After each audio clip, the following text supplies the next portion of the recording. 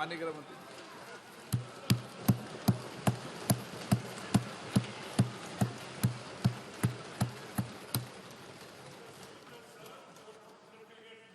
आप कल लिख के देते, हम आपको बुलाते। मेरे पास नहीं आया था मेंशन, आपने अभी कहा है, आपको अगले बिल में बोलने का मौका देंगे। माइक चालू नहीं होता है, ये चालू है सर, ये तो ऑल्टरनेट है सर, स्टैंड बाय।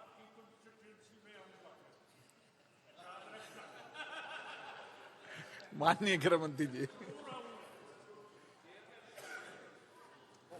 मेरी कॉन्स्टिट्यूंसी तो पार्लियामेंट है भी। माननीय अध्यक्ष जी, आज मैं जम्मू कश्मीर पुनर्गठन संशोधन विधेयक 2023 और जम्मू कश्मीर आरक्षण संशोधन विधेयक 2023 इस पर इस सदन में जो बहस हुई है, इसका जवाब देने के लिए मैं खड़ा हुआ। मुझे एक बात का आनंद भी है और हमारी संसदीय प्रणालिका के लिए अच्छा भी है कि किसी ने इस बिल के तत्व का विरोध नहीं किया है, इस बिल के हार्द का विरोध नहीं किया। मान्यवर, लगभग 6 घंटा चर्चा चली और कांग्रेस के श्री अमर सिंह से लेकर अधीर रंजन जी तक 29 वक्ताओं ने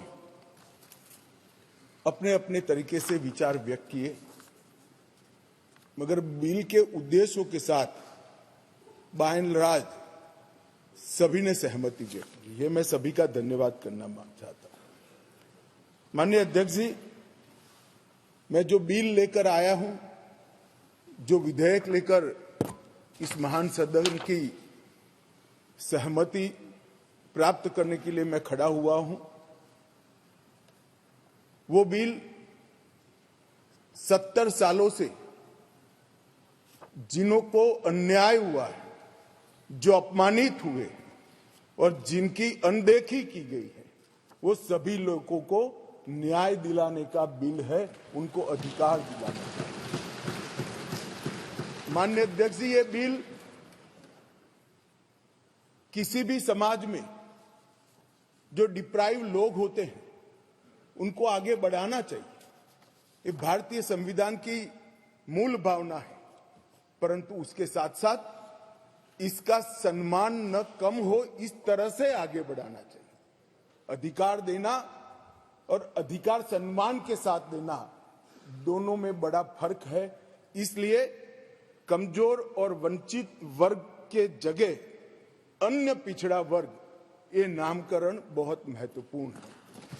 ये दोनों चीजों को ढेर सारे प्रतिपक्ष के सदस्यों ने अलग अलग तरीके से थोड़ा कम आंकने की प्रयास भी किया। किसी ने कहा कि पहले से हो रहा था, किसी ने कहा कि सिर्फ नाम बदल रहा है। मैं इन सभी को कहना चाहता हूं कि अगर हमें पिछड़ा वर्ग के लोगों के प्रति जरा भी संवेदना है, तो नाम के साथ उनका सम्मान जुड़ा है, वो जरूर देखना।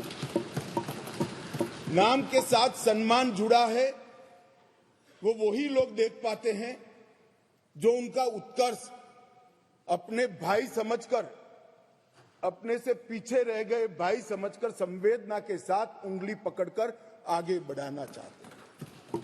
वो लोग इसका नाम नहीं समझ सकते जो इसका वोट बैंक के नाते उपयोग कर अच्छे लच्छेदार भाषण देकर राजनीति में वोट प्राप्त करने का जरिया और साधन समझते हैं।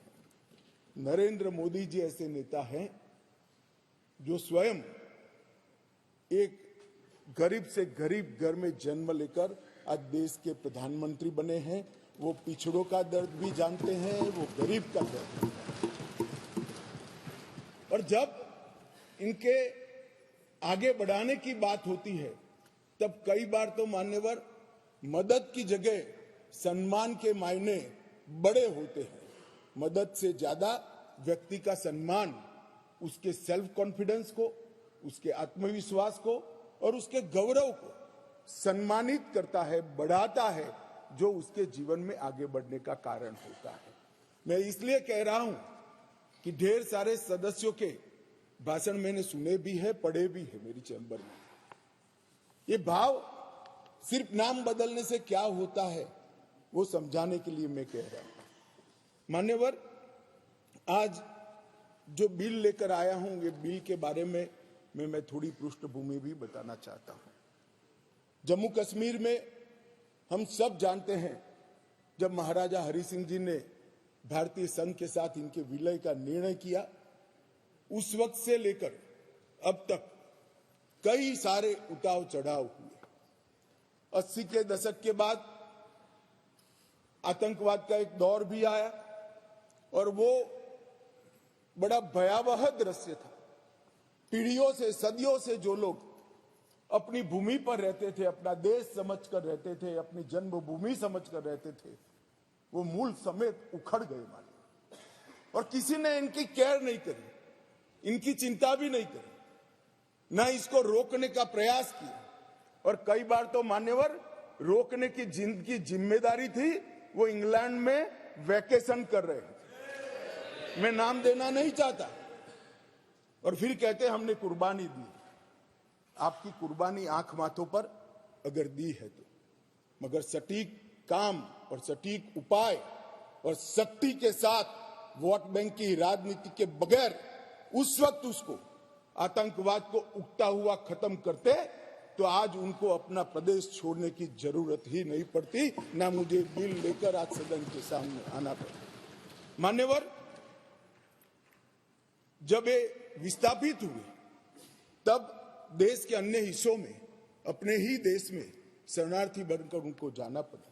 दिल्ली, बेंगलुरु, पुणे, अहमदाबाद, चेन्नई, न जाने कहां कहां गए। लगभग वर्तमान के आंकड़ों के अनुसार 46,631 परिवार और 1,57,967 लोग अपने ही देश में विस्थापित हो गए। और इस तरह से विस्थापित हुए कि उनकी जड़ें ही अपने खुद के देश से, अपने खुद के प्रदेश से, अपने खुद के वतन से उखड़ कर रह गई। ये बिल उनको अधिकार देने का है, ये बिल उनको प्रतिनिधित्व देने का है। मान्यवर, कश्मीर के लिए एक प्रकार से 3 युद्ध हुए। 47 में पाकिस्तान ने कबालियों के नाम से आक्रमण किया। इसमें लगभग 31,779 परिवार पाक अधिकृत जम्मू कश्मीर से जम्मू कश्मीर में विस्थापित हुए। इनमें से 26,319 परिवार जम्मू कश्मीर में और 5,460 परिवार देश भर में फैल गए। वो पाकिस्तान के हमले के शिकार थे।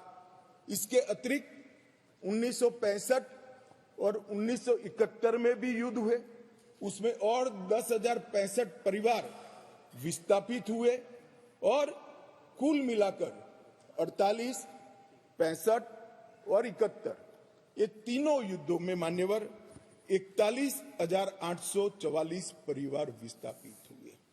ये विस्थापितों की स्थिति के बारे में मैं बाद में बात करता हूं, परंतु ये बिल है वो उनको अधिकार देने का बिल है। ये बिल उनको प्रतिनिधित्व देने का बिल है। आज वो लोग ऐसी स्थिति में नहीं है कि वो चुनाव लड़कर वहां की असेंबली में बैठ पाए। जो कहते हैं क्या हुआ धारा 370 कहां हुआ 5 और 6 अगस्त 5 और 6 अगस्त 2019 में ये हुआ कि इनकी सालों से न सुनने वाली आवाज नरेंद्र मोदी जी ने सुनी और आज उनको अधिकार मिला। मान्यवर, जिस 5 और 6 अगस्त का बिल 2019 का कुछ लोगों को जूते में पड़े कंकर की तरह खटकता है, उनको मैं बताना चाहता हूं, इसी बिल का हिस्सा था न्यायिक डिलिमिटेशन, ये एक शब्द नहीं है, दो शब्द जोड़कर बना है। क्योंकि पहले जो डिलिमिटेशन हुआ था वो इस तरह से था, एक कॉन्स्टिट्यूएंसी यहां बनी है और दूसरा ये वो कॉन्स्टिट्यूएंसी का हिस्सा 15 किलोमीटर दूर है। क्यों? क्योंकि मुझे चुनाव जीतना है। इस तरह से डिलिमिटेशन हुआ। ये डिलिमिटेशन के सामने मैंने जानबूझकर एज अ लेजिस्लेटर न्यायिक डिलिमिटेशन लिखा था, वो आज मैं सदन को बताऊं। डिलिमिटेशन कमीशन, डिलिमिटेशन और डिमार्केटेड असेंबलीज, ये लोकतंत्र का मूल, जनप्रतिनिधि को चुनने की इकाई तय करने की प्रक्रिया है।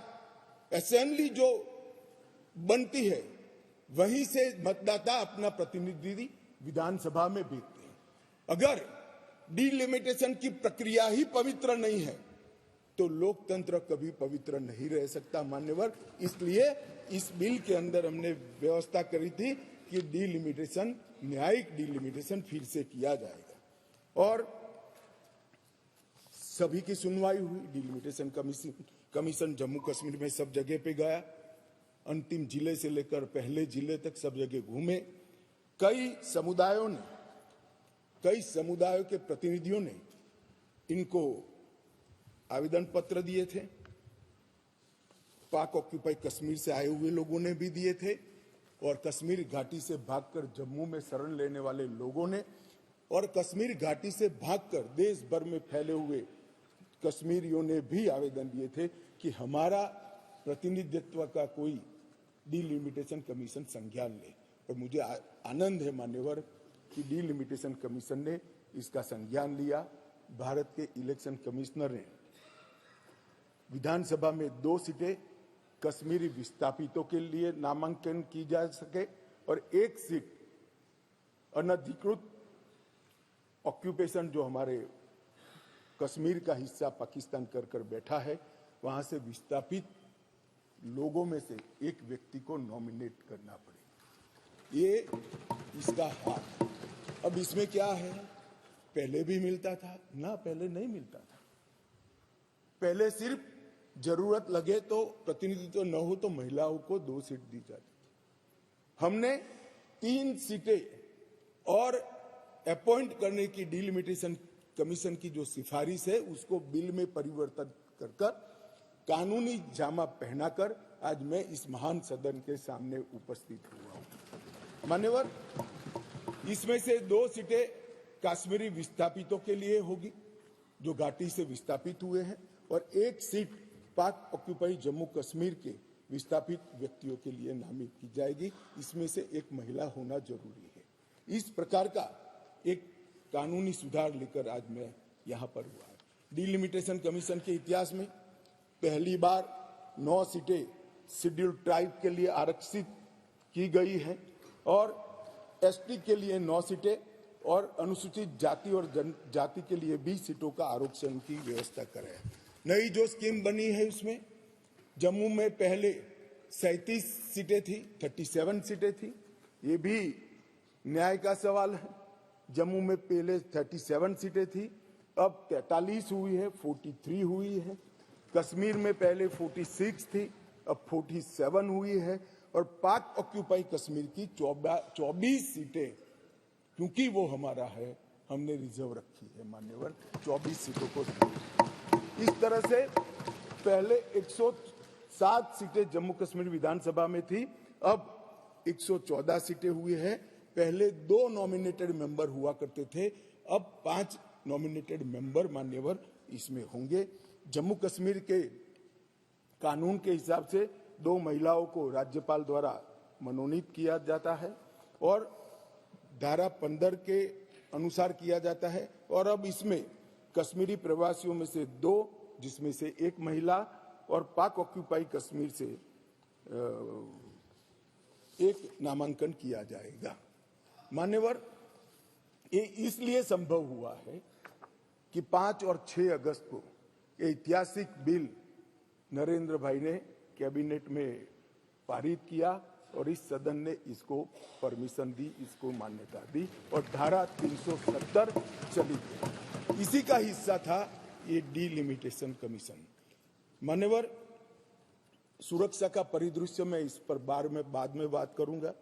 ढेर सारे सदस्यों ने इसकी चिंता भी व्यक्त की है, मैं भी चिंतित हूं, परंतु क्या हुआ है वो बताना ये मेरा फर्ज है, क्योंकि एक ओर से रिकॉर्ड पर चीजें आ गई है तो मुझे जवाब तो जरूर उसका देना पड़ेगा। और आज जो धारा 370 हटने के बाद क्या विकास हुआ, आतंकवाद तो अब भी चल रहा है, कश्मीरियत का कितना नुकसान हुआ, ये सारी चीजों के जवाब मैं बहुत डिटेल मान्यवर दूंगा। और ये दोनों जो संशोधन है वो संशोधन आने वाले दिनों में इतिहास इस सदन के इस प्रयास को और सदन के आशीर्वाद को हर कश्मीरी जो प्रताड़ित है वो याद रखेगा, हर कश्मीरी जो पिछड़ा है वो याद रखेगा कि नरेंद्र मोदी सरकार ने 70 साल से दर दर की ठोकरें खाने वाले भटकते हुए अपने ही देश के भाइयों बहनों को न्याय दिलाने के लिए उनको 2 सीटें का रिजर्वेशन दिया और अपना देश छोड़कर पाक ऑक्यूपाई कश्मीर से यहाँ शरणार्थी बने हुए लोगों को रिजर्वेशन दिया। और जो डिप्राइव थे उनको कमजोर लोग ऐसे अपमानित करने वाले शब्द की जगह पिछड़ा वर्ग का संवैधानिक शब्द इनके लिए रखकर आज ये बिल लगभग आए। इन्होंने क्या कहा, कई सदस्यों ने पूछा कि क्या हुआ है इनके लिए, विस्थापितों के लिए क्या हुआ है, रिजर्वेशन देने से क्या होगा। रिजर्वेशन देने से उनकी आवाज कश्मीर की विधानसभा में गूंजेगी और फिर कोई ऐसी स्थिति करना जाएगा तो नहीं रोकेंगे वो, क्योंकि उनकी आवाज वहां। मान्यवर, इसके अलावे 5,675 कश्मीरी विस्थापित परिवार आज रोजगार पैकेज का फायदा उठा रहे हैं। ऐसे कर्मचारियों के लिए 6,000 फ्लैट बनाने का प्रोजेक्ट था जो नहीं समाप्त हुआ, 14 से शुरू हुआ, मगर अब राष्ट्रपति शासन डालने के बाद लगभग 880 फ्लैट्स बन गए हैं और उनको हैंडओवर करने की प्रक्रिया चालू है। इनकी ऑनलाइन शिकायत लेकर इसके निवारण का पोर्टल भी मान्यवर शुरू कर दिया गया है। और एक बहुत महत्वपूर्ण कानून, जो लोग कहते हैं, मैं कश्मीर के जो सांसद बैठे हैं उनको विशेष रूप से कहना चाहता हूं, क्या हुआ जो कहते हैं इनको बताना चाहता हूं। मान्यवर, जब आतंकवाद चालू हुआ, निशाना बनाकर सबको भगाना शुरू हुआ, घड़ियाली आंसू बहाने वाले तो मैंने बहुत देखे,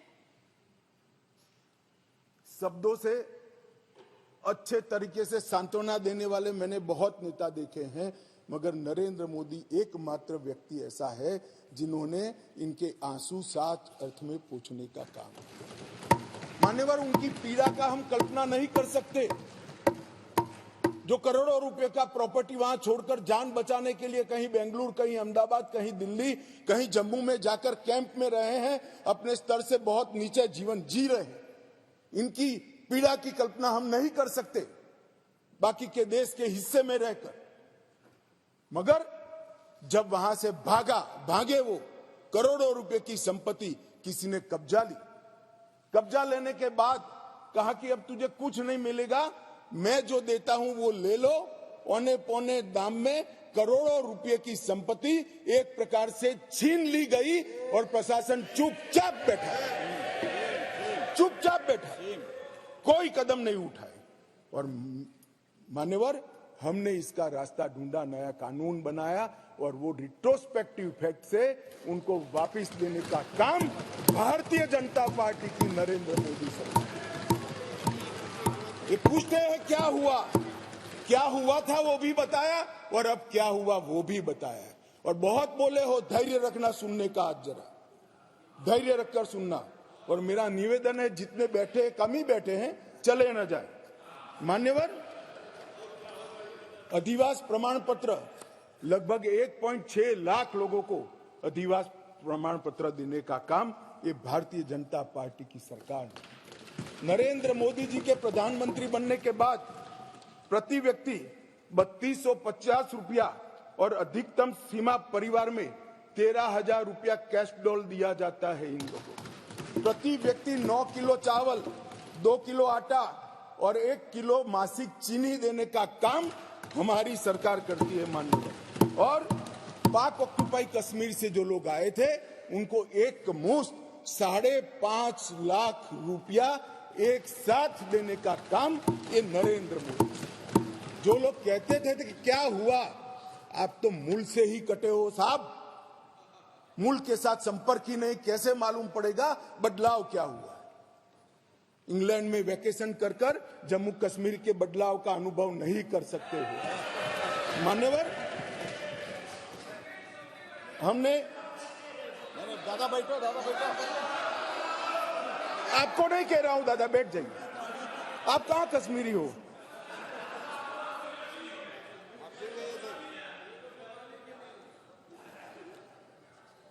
मान्यवर, एक बैकवर्ड क्लास कमीशन बनाया गया, बहुत सहभागिता का अप्रोच बैकवर्ड क्लास कमीशन ने लिया। हितधारकों के साथ कई दौर का बैठक के किया, 198 प्रतिनिधि मंडल और 16,000 लोगों को की सुनवाई हुई। 750 दिन ये प्रक्रिया चली।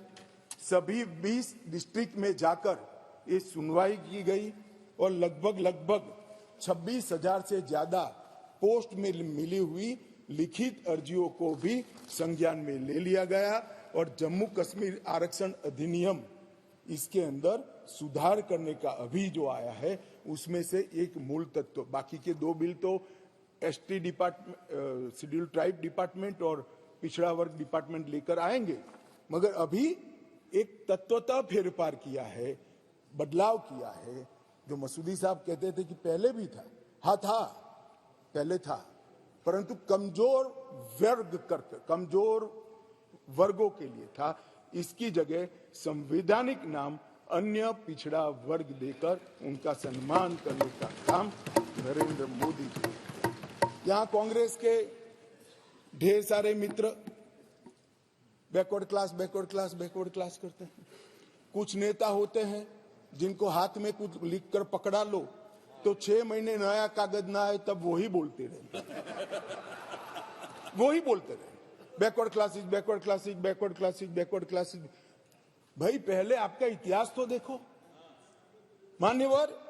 मैं ऐतिहासिक सत्य के साथ इस सदन के अंदर स्टेटमेंट करने में झिझक नहीं रहा हूं कि बैकवर्ड क्लास का सबसे बड़ा विरोध और बैकवर्ड क्लास को रोकने का काम कोई एक पार्टी ने किया है तो कांग्रेस पार्टी ने किया है। मान्यवर, आज मैं पूछना चाहता हूं सदन की, पवित्र सदन के अंदर खड़े रहकर, पिछड़ा वर्ग आयोग को 70 साल से संवैधानिक मान्यता नहीं दी जाती थी। क्यों नहीं दी जाती थी? क्यों उनको यह सम्मान नहीं मिलता था, जबकि संविधान का मैंडेट था, मगर नहीं दिया गया। नरेंद्र मोदी जी ने इसको संवैधानिक मान्यता देने का। मैं आज पूछना चाहता हूं इस सदन के अंदर जो आम सभाओं में बैकवर्ड क्लास कर घूमते हैं, मैं फिर से कहता हूं उनको मालूम नहीं है इनकी पार्टी ने क्या किया है। किसने काका साहेब कालेकर कमीशन का रिपोर्ट रोक कर रखा, वो जवाब होना चाहिए। देश की जनता को मालूम पड़ना चाहिए। मंडल कमीशन के रिपोर्ट तक जब तक वो सत्ता के बाहर नहीं गए तब तक लागू नहीं हुआ, और बाद में लागू हुआ भी तो विपक्ष के नेता ए नाते स्वर्गीय राजीव गांधी ने इसका विरोध किया मान्यवर, विरोध। और आज वो बैकवर्ड क्लास की बात कर रहे हैं मान्यवर, वो लोग बैकवर्ड क्लास की बात कर रहे हैं। कभी भी सेंट्रल एडमिशन स्कीम के अंदर बैकवर्ड क्लास को रिजर्वेशन देने का काम कांग्रेस पार्टी ने कभी भी नहीं किया। केवल और केवल नरेंद्र मोदी जी के नेतृत्व में भारतीय जनता पार्टी ने किया। सैनिक स्कूलों में भी दिया जाता है, नीट के अंदर भी दिया जाता है, और सेंट्रल स्कूल्स के अंदर भी पिछड़ा वर्ग के बच्चों को सम्मान के साथ पढ़ने की व्यवस्था ये भारतीय जनता पार्टी की सरकार है। मान्यवर, मान्यवर अब आप इनको बिठा दीजिए। मान्यवर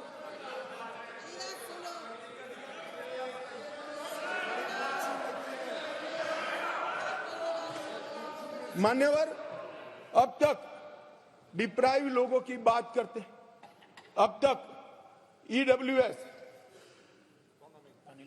इकोनॉमी का रूप से पिछड़े लोगों को आरक्षण देने की बात कभी नहीं सोची गई। पहली बार नरेंद्र मोदी जी ने अनारक्षित जातियों के गरीब बच्चों को 10% रिजर्वेशन देने का काम। और मान्यवर आज ये नामकरण में भिन्नता से क्या होता है इनको मालूम नहीं है। इनको मालूम नहीं है। मानो मेरी माँ का नाम कुसुम है, मैं उसको कुसुम बोलता हूँ और माँ कहता हूँ। दोनों को बीच में कितना अंतर है वो माँ को ही मालूम पड़ता है और किसी को मालूम नहीं। नाम तो वही है, व्यक्ति वही है, मगर किस भाव से बुलाया जाता है। जब बच्चा माँ कहकर बुलाता है तो जो प्यार और स्नेह और वात्सल्य आता है वो माँ से ही आता है, नाम से नहीं आता है। मान्यवर ये नहीं समझ पाएंगे। ये भाषा का सुधार नहीं है, ये कंसेप्ट का सुझाव है, नजरिए का सुझाव है और देखने के दृष्टिकोण का सुझाव है जो नरेंद्र मोदी सरकार कर रही है।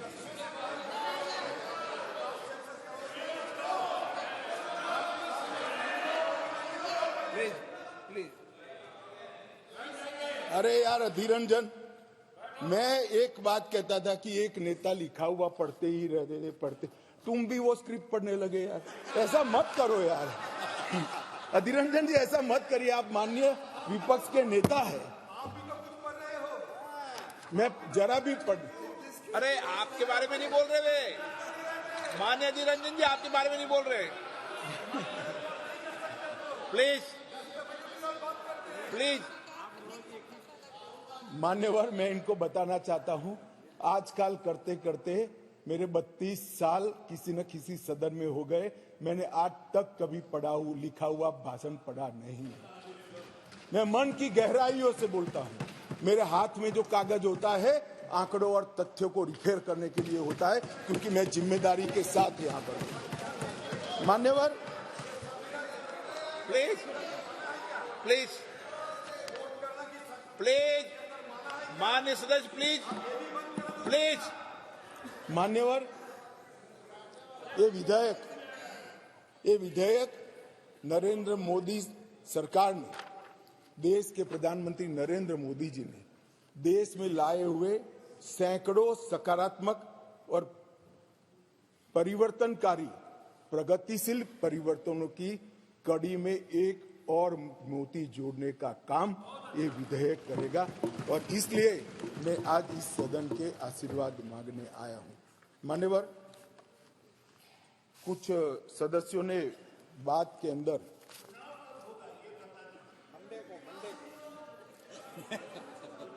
दादा धैर्य से सुनना पड़ेगा, अंत में बताऊंगा, तब तक आप टोके बगैर बैठे।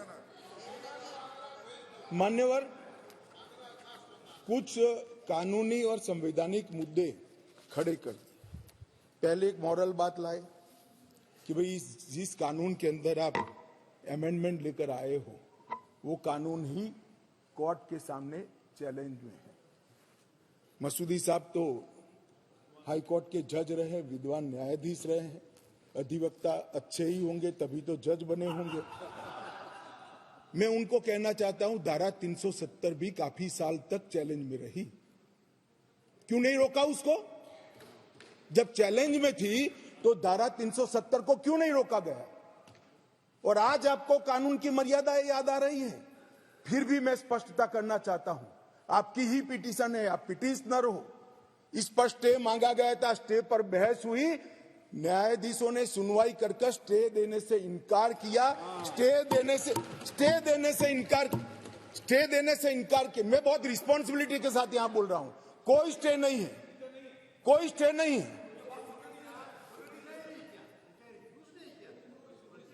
कहा कि हम समाज करेंगे, एडमिट किया, जो एडमिट खुद ही होता है कि नहीं एडमिट होने से कुछ नहीं होता, स्टे करना पड़ता है, ऑर्डर में स्टे करना पड़ता है। मान्यवर, जब तक आप तो जज रहे साहब, ऊपर वाले से तो डरिए, फारूक साहब से इतना मत डरिए।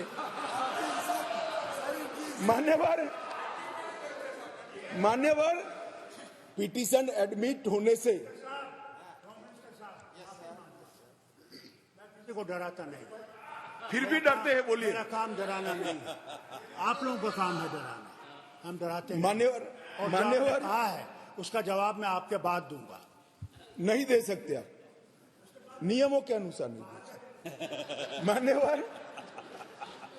मान्यवर, जब कोई भी पिटीशन सुप्रीम कोर्ट के सामने जाता है, अगर सुप्रीम कोर्ट उसको स्टे नहीं देता है तो तब तक यथास्थिति बनती है, और यथास्थिति ये है कि राष्ट्रपति महोदय ने इसको कानून को बनाने का काम पूर्ण कर दिया है। ये यथास्थिति है। इसके लिए मैं इसके अंदर अमेंडमेंट लेकर किसी भी समय पर आ सकता हूं। और ये जो है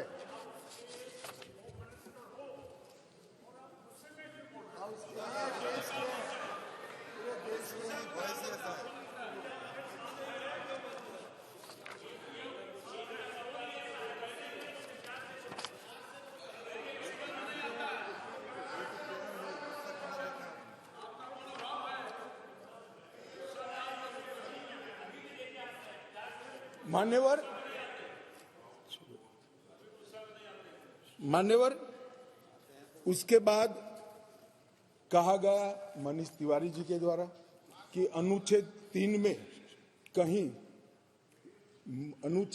में कहीं पर भी यूटी का प्रावधान नहीं है। अब मैं मान्यवर, कोई कंफ्यूजन नहीं रहना चाहिए, बहुत बड़ी बात माननीय सदस्य ने करी है। मैं अनुच्छेद 3 इस सदन में पढ़ना चाहता हूं। नए राज्यों का निर्माण और वर्तमान राज्यों के क्षेत्रों, सीमाओं या नामों में परिवर्तन, ये अनुच्छेद का मूल चीज है। इसके अंदर आगे किसी राज्य में उसका राज्य क्षेत्र अलग करने अथवा 2 या अधिक राज्यों को या राज्यों के भागों को मिलाकर अथवा किसी राज्य क्षेत्र को किसी राज्य के भाग के साथ मिलाकर नए राज्य का निर्माण देश की संसद कर पाएगी।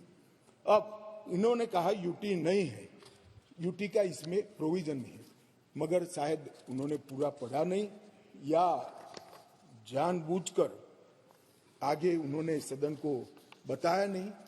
इसी के नीचे आर्टिकल 3 के नीचे ही स्पष्टीकरण है। इस अनुच्छेद के खंड क से ड में, जिसमें सारी चीजें आता है, राज्य के अंतर्गत संघ राज्य क्षेत्र समाहित है। तो वहां पर राज्य मीन्स संघ राज्य क्षेत्र अपने आप हो जाता है। तो ये इनको मैं मनीष जी को थोड़ा स्पष्टता करना चाहता हूं कि इतना बड़ा गैरकानूनी काम कम से कम नरेंद्र मोदी सरकार नहीं कर सकती। ये कोई इंदिरा गांधी की सरकार नहीं है जो इस प्रकार के कानून लेकर आए।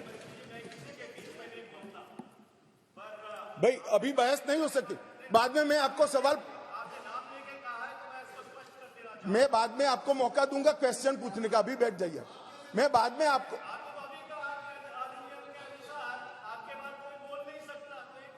नहीं मगर प्रश्न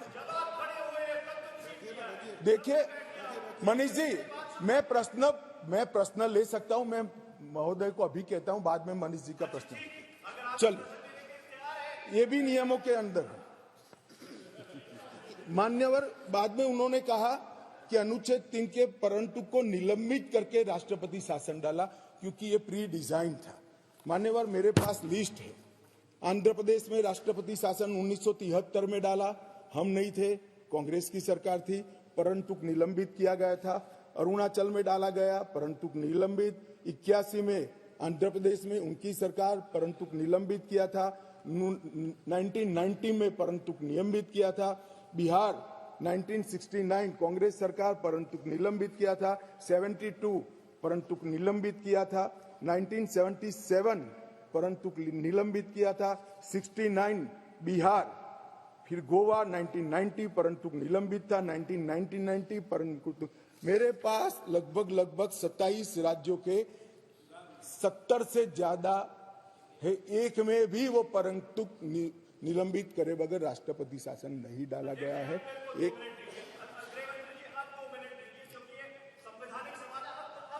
एक मिनट मानिए, ऐसे टाइम तो मैं दूंगा ना, प्लीज। मान्यवर, मैंने कहा उनको मैं जवाब सवाल पूछने दूंगा, वो क्यों इतने विचलित हो रहे हैं?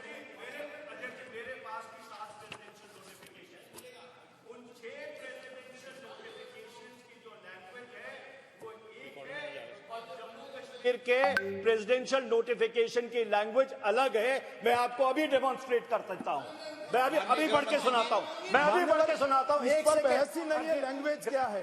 इस बहस इस पर है कि अनुच्छेद 3 के परंतु को, जिसमें असेंबली का पावर यहां पर आता है, उसको निलंबित किया गया है या नहीं किया? एक लिमिटेड क्वेश्चन पर हम है, कहां है बात ही खड़ी होती है? मंत्री जी, नो। माननीय अध्यक्ष जी, मुझे संरक्षण दीजिए, ऐसे नहीं हो सकता बिल का जवाब। नो माननीय गृह मंत्री जी, आपका रिकॉर्ड भी नहीं जा रहा है इससे। माननीय गृह मंत्री जी, मान्यवर, आप प्लीज मुझे व्यवस्था दीजिए, ऐसे बिल का जवाब नहीं दिया जा सकता, ऐसे महत्वपूर्ण बिल का। एक मिनट। नो माननीय, मैंने आपको कहा आपको सवाल पूछने का मौका दूंगा, प्लीज। माननीय गृह मंत्री जी,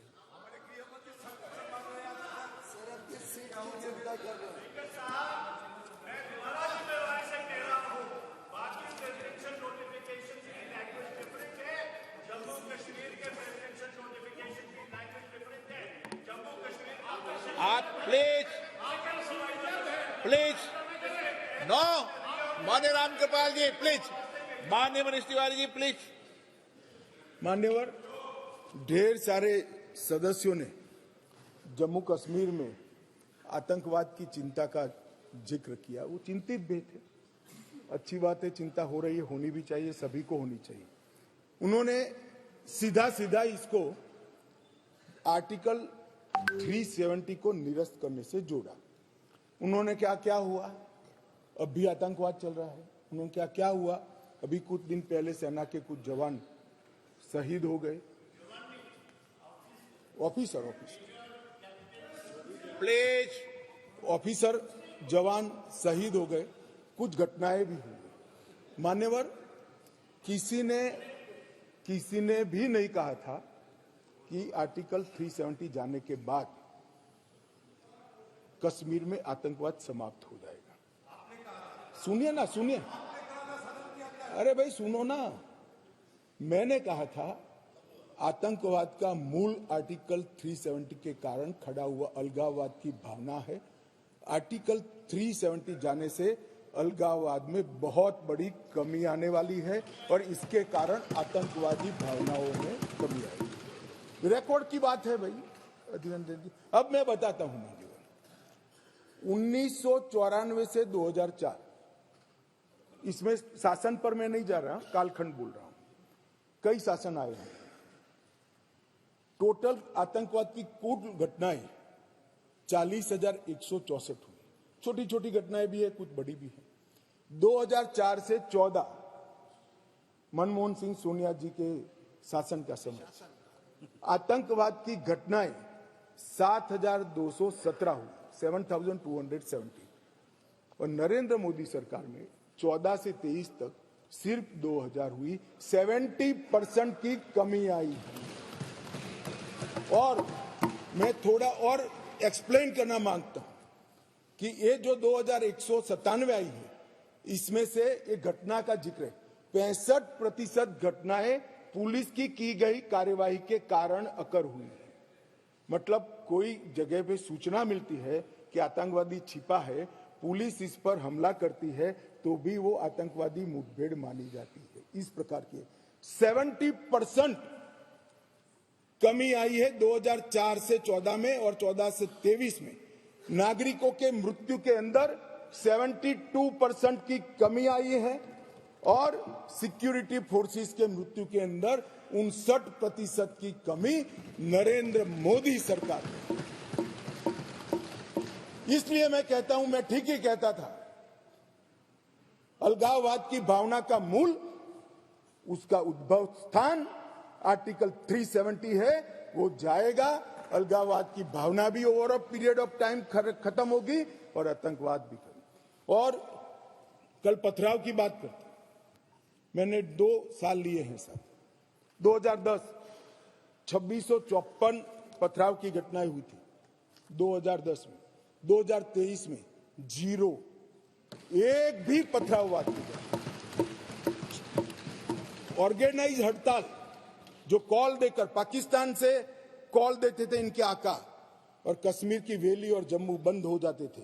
132 ऑर्गेनाइज हड़तालें हुई थी 2023 में, एक भी हड़ताल नहीं, एक भी बंद नहीं। मान्यवर, पथराव में नागरिकों की मृत्यु 2010 में 112 हुई थी, 23 में क्योंकि पथरावी नहीं हुआ है, नो इंजर्ड नो डेथ।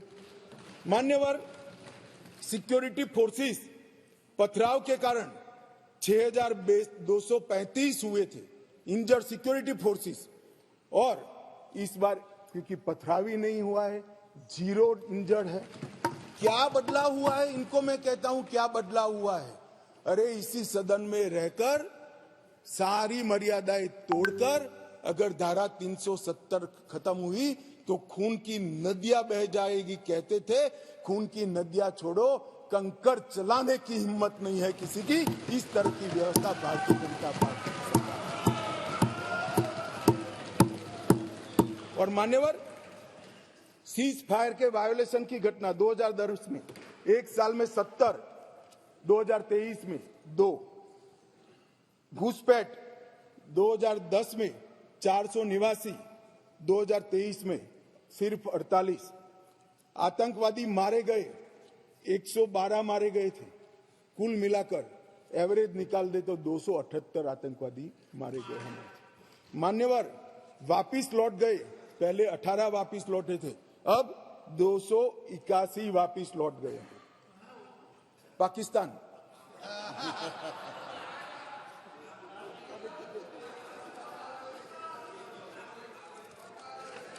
मान्यवर, और वो ऐसे ही नहीं हुआ है। जम्मू कश्मीर की लोगों की सुरक्षा और इनके जीवन की क्वालिटी सुधारने के लिए नरेंद्र मोदी जी के नेतृत्व में भाजपा सरकार ने अथक परिश्रम किया है। मान्यवर, गृह मंत्रालय हर माह यहां पर सिक्योरिटी रिव्यू करता है और हर 3 माह में मैं वहां जाकर सिक्योरिटी रिव्यू करता हूं।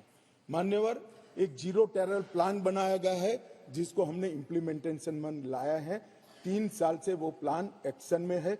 मुझे पूरा भरोसा है मान्यवर कि 24 के बाद फिर से मोदी जी आने वाले हैं। 26 आते आते 0 टेरर प्लान 100% इम्प्लीमेंट होगा। मान्यवर, इसके साथ साथ कंप्लीट एरिया डोमिनेशन का प्लान बनाया है, वो भी 2026 तक समाप्त हो जाएगा। और पहले सिर्फ टेररिस्टों को मारते थे, हमने इसकी इकोसिस्टम को खत्म किया है। इसके साथ साथ टेरर फाइनेंस पर इकोसिस्टम को खत्म करने के लिए केस किए। एनआईए ने 32 केस किए, जिसमें कुछ पार्टियां बड़ा अरण्य रुदन कर रही है, हाय तौबा कर रही है। क्यों केस हो रहे हैं? क्यों इसलिए केस हो रहे हैं कि पाकिस्तान से पैसा आ रहा है, ये परमिटेड नहीं है, ये नरेंद्र मोदी सरकार है, ये नहीं चाहिए।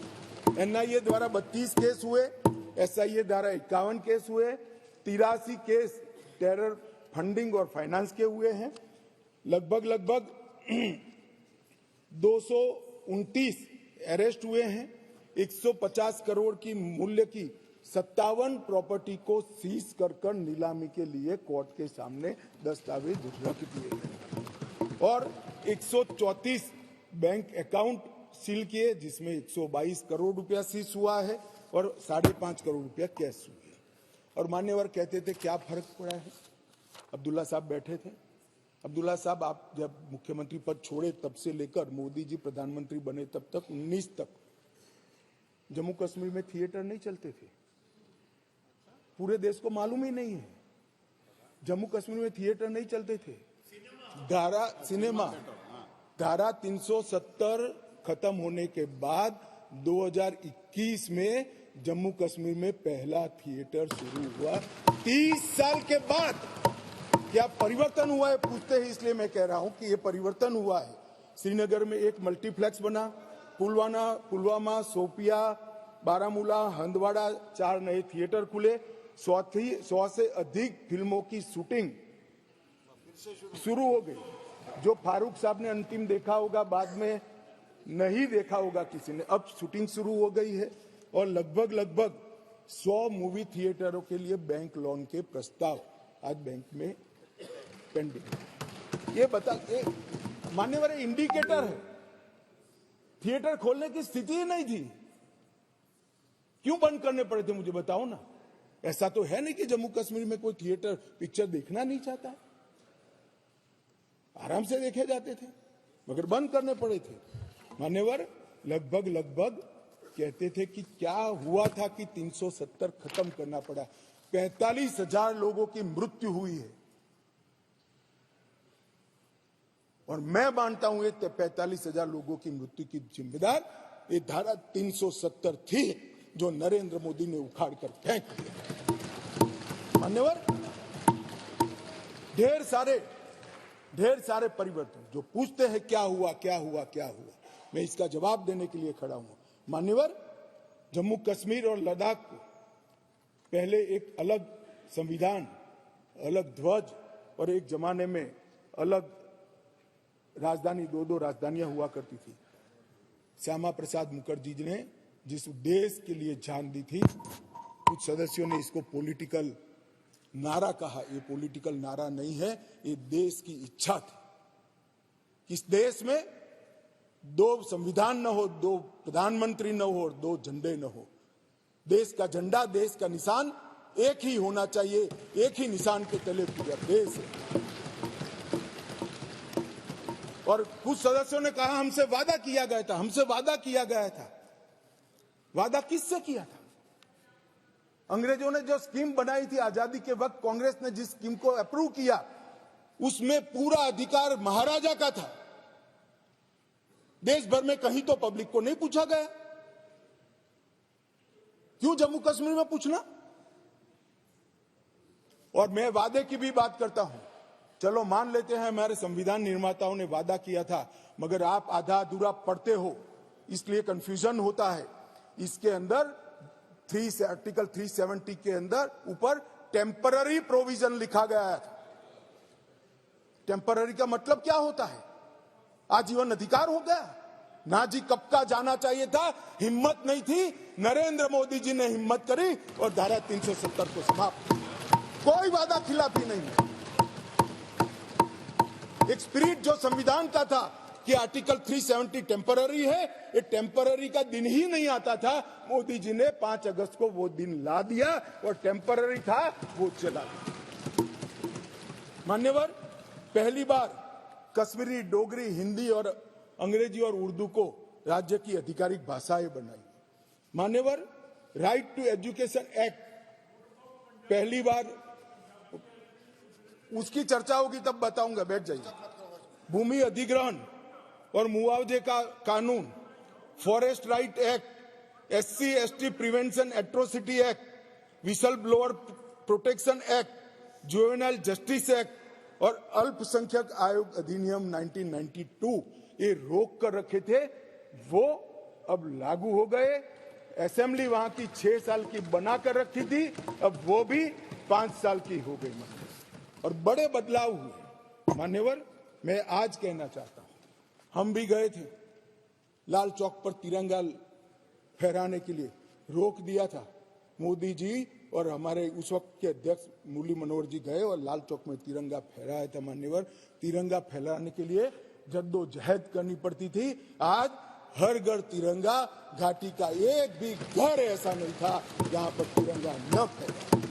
मान्यवर ये बदलाव आज लाल चौक में सारे धर्म के त्योहारों को रंग चंग के साथ मनाया जाता है और सारे धर्म के लोग पार्टिसिपेट करते हैं।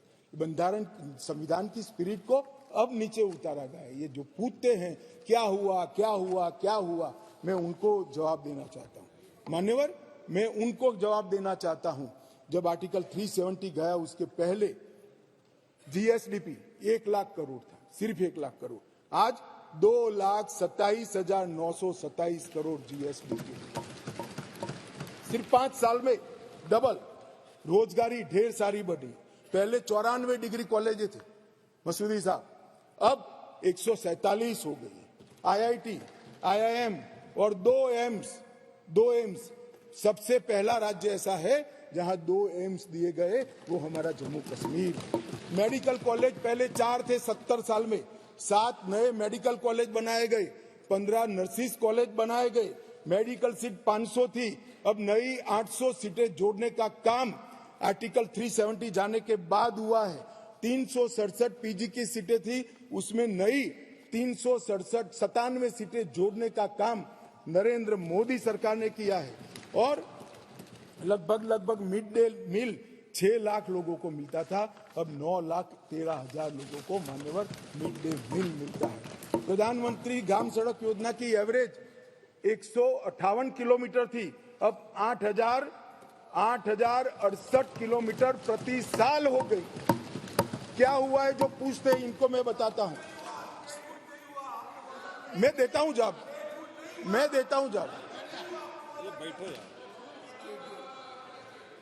मान्यवर, स्मार्ट सिटी मिशन पहले था ही नहीं, अब 173 काम हुए हैं। प्रधानमंत्री आवास योजना में 70 साल में 24,000 घर दिए गए थे, ये 5 साल में 1,45,000 लोगों को घर देने का काम नरेंद्र मोदी सरकार। 75 साल में 4 पीढ़ियों ने 7,82,000 लोगों को पीने का पानी पहुंचा चुके थे, अब नए 13 लाख परिवारों को पीने का पानी पहुंचाने का काम नरेंद्र मोदी सरकार ने किया। मान्यवर, शिशु मृत्यु दर 22 थी, वो कम होकर 14.30 पर लाने का काम नरेंद्र मोदी सरकार ने किया है। और लगभग 47 जन औषधि केंद्र थे, इसकी जगह 227 जन औषधि केंद्रों पर आज सस्ती दवाइयां वहां पर 5 साल में मिल गई।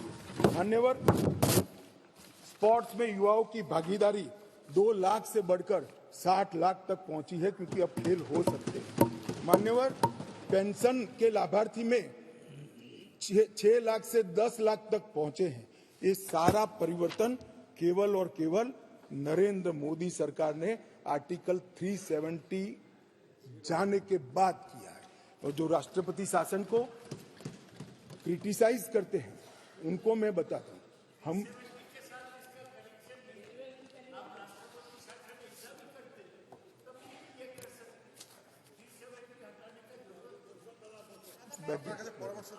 दादा, आप कई बार बंगाल में पहुंच जाते हो, यहां बैठे हुए। 370 के कारण आतंकवाद घटा है, आतंकवाद जाने के कारण, कम होने के कारण वहां अच्छा वातावरण हुआ है, इसी के कारण ये सब डेवलपमेंट हुआ है। वरना IIM न होता, ना एम्स होता, कुछ न होता। आप नहीं समझ पाओगे, जब हमारा सरकार बंगाल में आएगा, वातावरण सुधरेगा और विकास होगा, तब मालूम पड़ेगा कि क्या परिवर्तन है।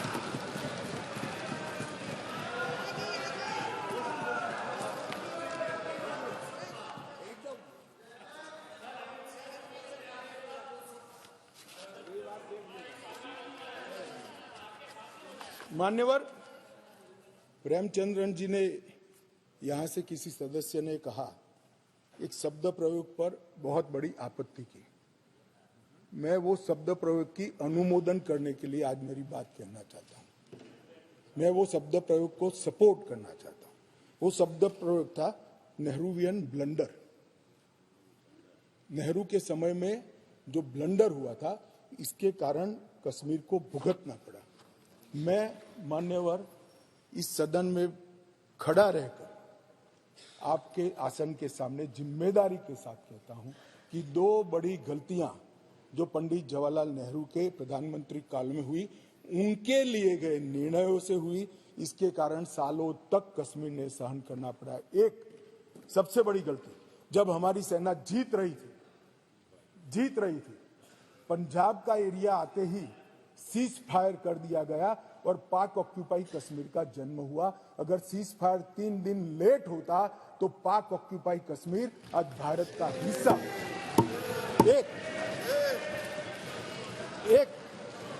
ये चर्चा में करेंगे उस दिन, बैठ जाओ।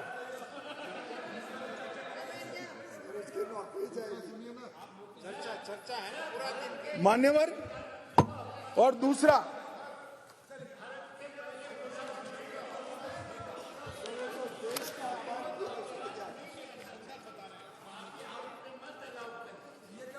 किसी का किसी का अपमान नहीं करे, संदर्भ बता रहे हो तो। हिस्टोरिकल फैक्ट है, बैठो।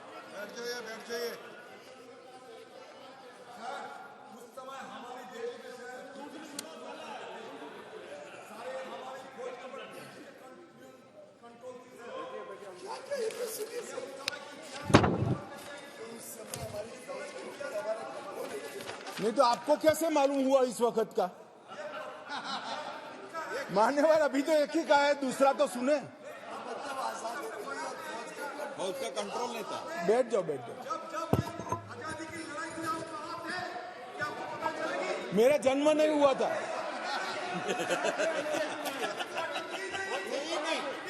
मान्यवर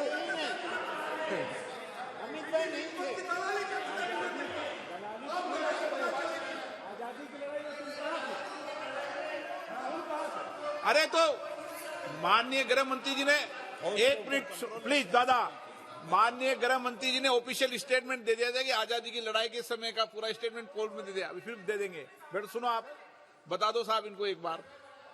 दूसरी गलती, दूसरा संदर्भ और कर दें आप। गलती नहीं, संदर्भ, सॉरी। मान्यवर एक ही गलती बताने से इतना तिल मिला गया। नहीं, मैंने हटा दिया।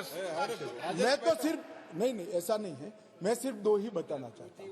एक, पूरा कश्मीर जीते बगैर सीज फायर कर लिया, और दूसरा, यूएन के अंदर हमारे मसले को ले जाने की बहुत बड़ी गलती की। मान्यवर, मैं एक कोट अनकोट पढ़ना चाहता हूँ।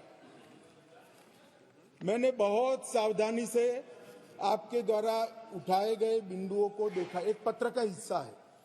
मैंने बहुत सावधानी से आपके द्वारा उठाए गए बिंदुओं को देखा है, लेकिन मुझे डर है कि मेरे विचार आपके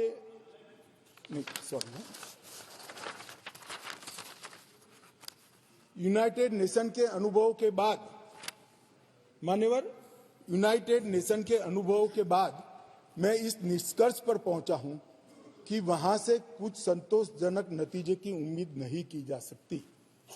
मुझे यह एक अच्छा फैसला लगा, इनटू ब्रैकेट सीज फायर। मुझे यह एक अच्छा फैसला लगा, लेकिन इस मसले को ठीक से नहीं निपटा गया।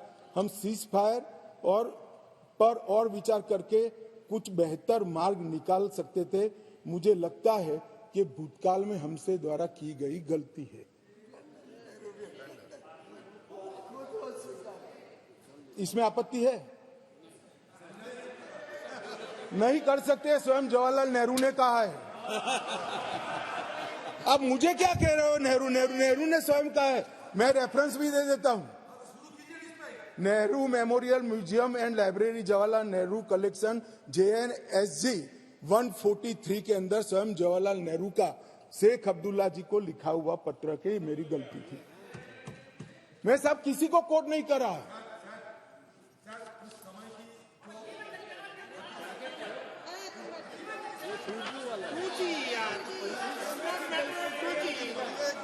कम्युनिकेशन का मसला नहीं है।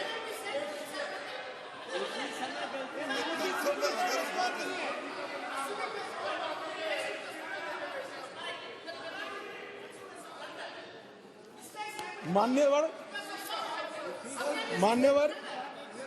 बोल रहे उसको इतना बड़ा कांड हो गया, देश की भूमि गई, तुझे को लगता है सिर्फ मिस्टेक है। मान्यवर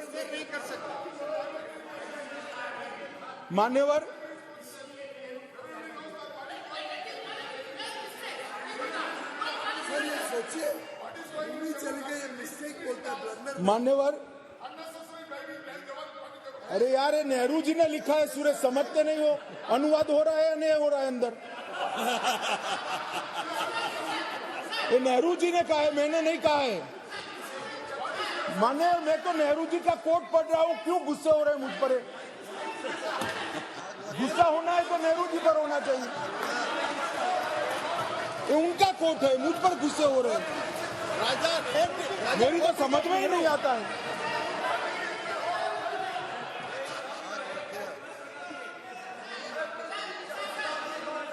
मान्यवर, ये खामखा मुझ पर गुस्से हो रहे हैं।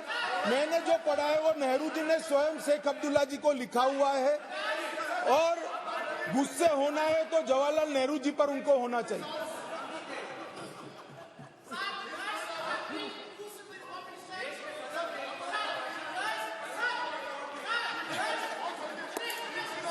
क्या हो रहा है इधर इधर क्या हो रहा है? बैठिए प्लीज, बैठिए प्लीज, आप भी बैठिए, आप भी बैठिए, आप भी बैठिए। माननीय गृह मंत्री जी,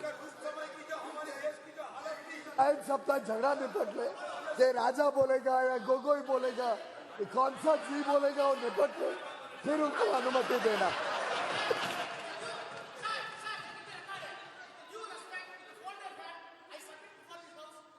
Home Minister, the words which are being used as against Nehru by the Home Minister are not at all matching to the stature of Home Minister. माननीय गृह मंत्री,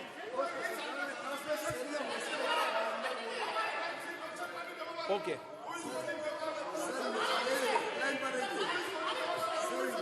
नहीं, प्लीज प्लीज प्लीज बैठे, प्लीज। पीछे के सीनियर मेंबर कह रहे हैं आपको प्लीज बैठ जाइए।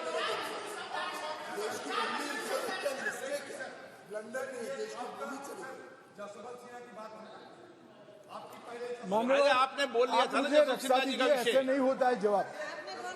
आपने बोल लिया था, प्लीज। अरे आपने कोट किया है, बैठो अभी। माननीय गृह मंत्री जी, आपका रिकॉर्ड में जा रहा, बाकी रिकॉर्ड में जा रहा। मान्यवर, उस वक्त जब यूएन में मामला भेजना था तब भी निर्णय बहुत आनंद फानन में लिया गया। मामले को संयुक्त राष्ट्र चार्टर के अनुच्छेद 35 की जगह 51 के तहत ले जाना चाहिए था। मेरा तो मत है ले जाना ही नहीं चाहिए, मगर ले जाना था तो 51 के तहत ले जाना चाहिए था। इसकी जगह 35 पर ले गए। वो भी कई लोगों ने रिकॉर्ड पर सलाह देने के बावजूद भी निर्णय कर दिया गया कि अनुच्छेद 35 के तहत ले जाएंगे। और कुछ लोगों को मेरी भाषा, मैं क्या कर सकता हूं, मैं तो इस देश की भाषा बोलता हूं। मतलब इस देश की भाषा तमिल भी है, हिंदी भी है, बंगाली भी है, मराठी भी है, तेलुगु भी है, कन्नड़ भी है, तो गुजराती भी कोई बोल सकता है। आप तमिल में भी बोल सकते हो, मगर मैं हिंदी में बोलता हूं। आप अनुवाद ध्यान से सुनते नहीं हो। मैंने जो कुछ पढ़ा वो जवाहरलाल नेहरू जी ने लिखा है, और नेहरू जी ने उसको थोड़ा कम कर किया है कि ये मेरी मिस्टेक थी। मिस्टेक नहीं थी, ब्लंडर था। इस देश की इतनी जमीन चली गई, इस देश की इतनी भूमि चली गई, वो ब्लंडर था, ऐतिहासिक ब्लंडर था।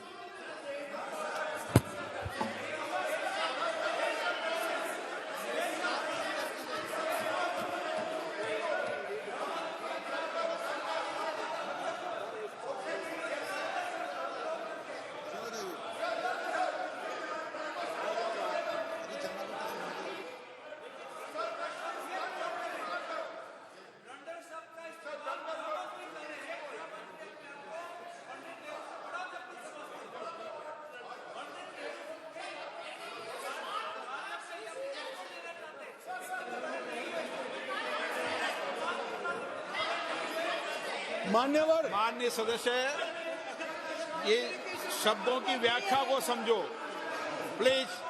नो प्लीज,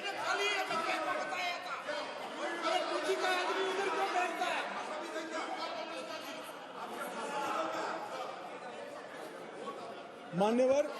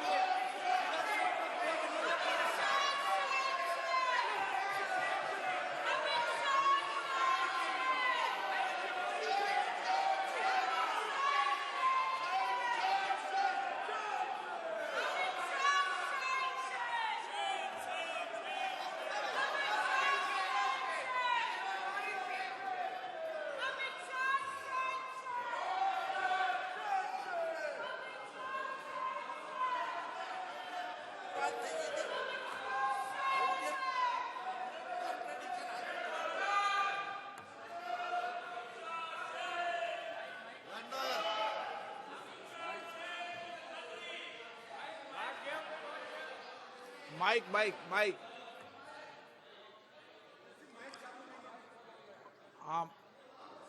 आप बोलिए। और एक क्षेत्र में ब्लंडर का शब्द का प्रयोग किया गया है, वो भी जवाहरलाल नेहरू जी के क्षेत्र में, वो है हिमालयन ब्लंडर। इसके बारे में भी गृह मंत्री जी थोड़ी बात बोल सकते हैं। ब्लंडर से ऐसा है मान्यवर, मैं माननीय सदस्य को कहना चाहता हूं, माननीय सभ्यश्री को कहना चाहता हूं, खाली ब्लंडर से इतना नाराज है, हिमालयन बोलता तो इस्तीफा देकर जाते।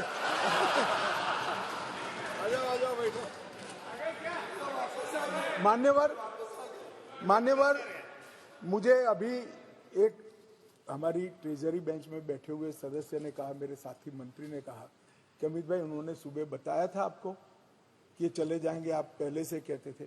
मुझे कोई बताया नहीं, मेरी ऐसी बातचीत ऑफ द रिकॉर्ड कभी होती है, परंतु मैं जानता हूं कि पिछड़ा वर्ग की जब जब बात आती है कांग्रेस कभी सहयोग नहीं करेगी, छोड़कर।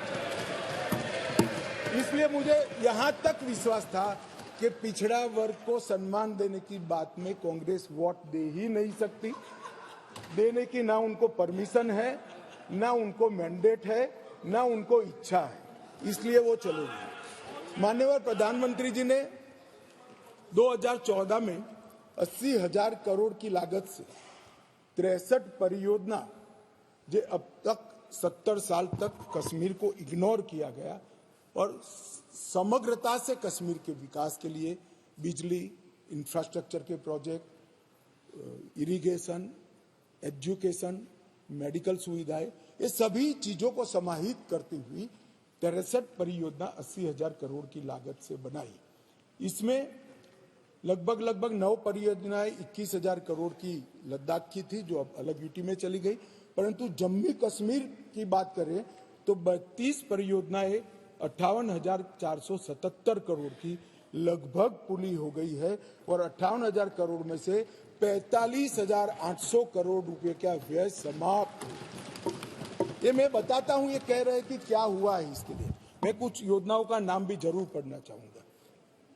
5,000 मेगावाट के लक्ष्य रखकर 4,287 करोड़ की 642 मेगावाट की कीरू हाइड्रो परियोजना, क्वार हाइड्रो परियोजना 540 मेगावाट 5,000 करोड़, रतले हाइड्रो परियोजना 5,200 करोड़ 850 मेगावाट, 8,112 करोड़ की 1,000 मेगावाट की सोपाक दल दूल हाइड्रो परियोजना, सावलकोट हाइड्रो परियोजना 1,856 मेगावाट की 2,300 करोड़ की और शाहपुर कंडी बांध सिंचाई और बिजली परियोजना 2,793 करोड़ की।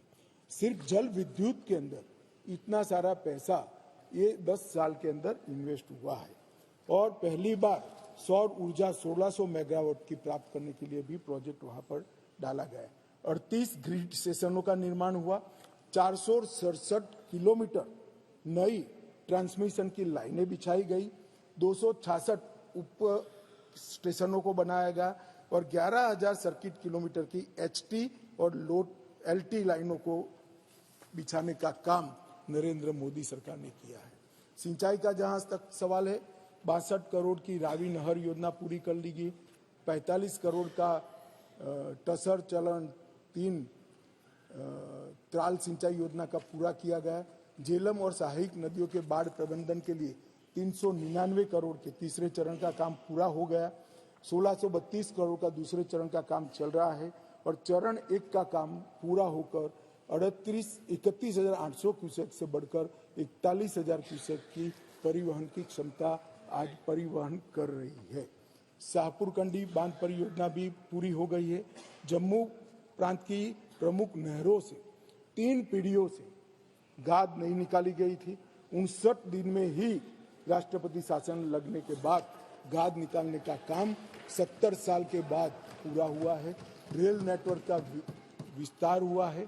3,127 करोड़ रुपए की अनुमानित लागत से 8.45 करोड़ की लंबी दी विंड ट्यूब काजीकुंड बनिहाल सुरंग का निर्माण हो गया है और लगभग 8,000 किलोमीटर नए रोड ग्रामीण सड़क योजना के बना है। जम्मू कश्मीर के 10 शिल्प को जीआई टैग मिला। डोडा का गुच्छी मशरूम भी जीआई टैग मिला। आरएस पुरा के बासमती चावल को जैविक प्रमाण पत्र जारी किया गया और समग्र कृषि विकास के लिए 5,013 करोड़ की योजना की गई।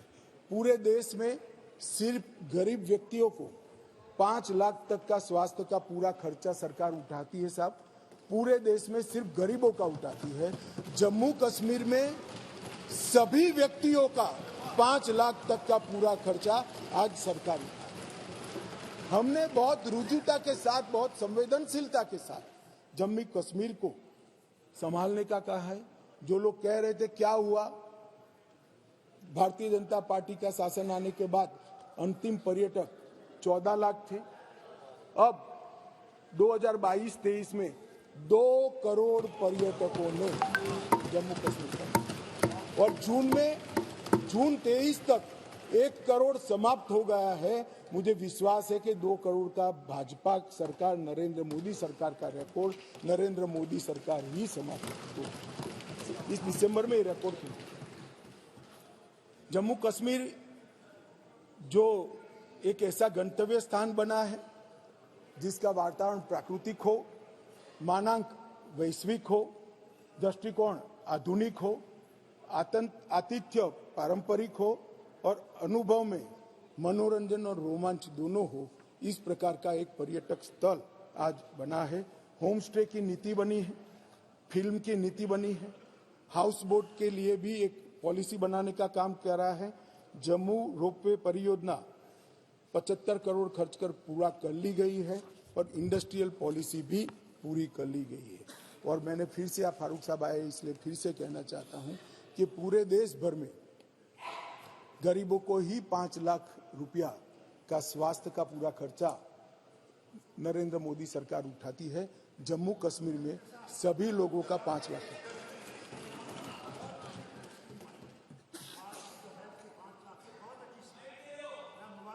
धन्यवाद। धन्यवाद साहब, धन्यवाद।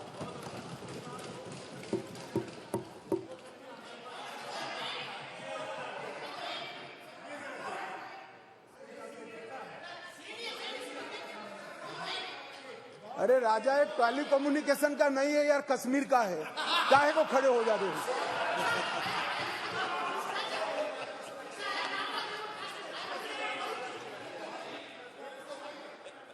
They are refusing to take it because they say हमें पैसा इसकी तरफ देख के मेहरबानी कर।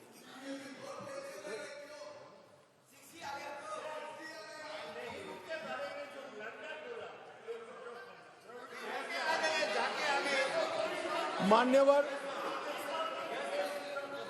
बैठिए दादा। आपके जाने के बाद एक माननीय सदस्य खड़े हुए, उन्होंने कहा इसके लिए ब्लंडर नहीं, हिमालयन ब्लंडर भी शब्द प्रयोग किया गया। मान्यवर, अंत में मैं जो बिल लेकर आया हूं,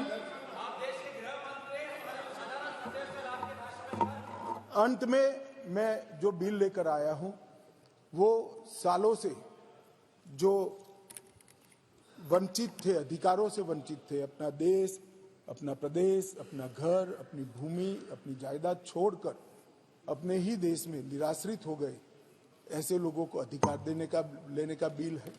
जिनका देश ही छूट गया, ऐसे लोगों को अधिकार लेने का बिल है। और जो वर्षों से सम्मान से वंचित थे, ऐसे पिछड़ा वर्ग के लोगों को संवैधानिक शब्द अन्य पिछड़ा वर्ग से सम्मानित करने का ये बिल है। मैं अतः सदन से निवेदन करना चाहता हूं कि मेरी पार्टी का आप जरूर विरोध करिए, प्रधानमंत्री जी की नीतियों का भी करिए, मेरा व्यक्तिगत तौर पर भी करिए, मगर बिल का उद्देश्य बहुत पवित्र है। कम से कम पिछड़ा वर्ग के लोग और हमारे विस्थापित हैं, उनकी ओर देखते हुए आप समर्थन करिए और इसको सर्वानुमत से पास करिए।